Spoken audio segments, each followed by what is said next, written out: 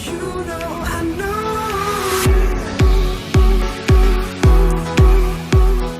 Happy Friday, everyone. Today is the last day of a very interesting week for me personally. That being said, devoting time to this series and listening to your responses has been truly a blessing, so thank you. Next week, I was scheduled to speak on physical health habits, but in light of recent events, I'm going to switch that with mental health habits. So looking forward to investing more mind share there. Today, we are talking about inflammation, specifically what produces chronic inflammation and how to avoid it. Let's get into it. Inflammation as it stands can be good. It's a physical response to healing our body.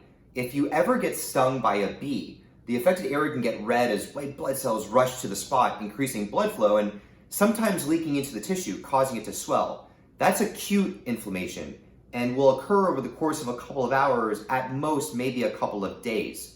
But there is a continuum of inflammation, or an inflammation spectrum, as functional medicine doctor Will Cole puts it, where if inflammation is left unchecked, it can produce some mildly serious issues like brain fog, digestive issues, and fatigue.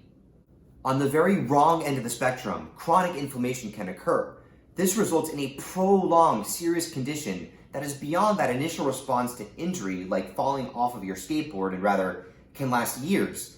Conditions linked to this, if left unchecked, include heart disease, cancer, arthritis, and diabetes, among many more. Chronic inflammation can occur if the response gets turned up way too high and lingers for a long time.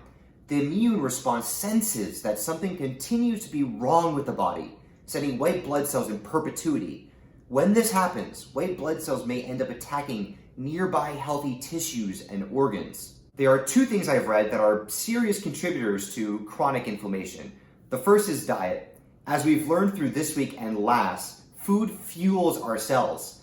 As such, our inflammatory states are largely dependent upon what we eat. For example, if you're overweight, you probably have more visceral fat cells, the deep type of fat that surrounds your organs.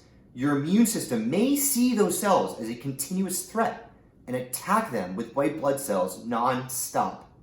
The longer you're overweight, the longer the white blood cells fight, your energy becomes depleted and your body can remain in a state of inflammation.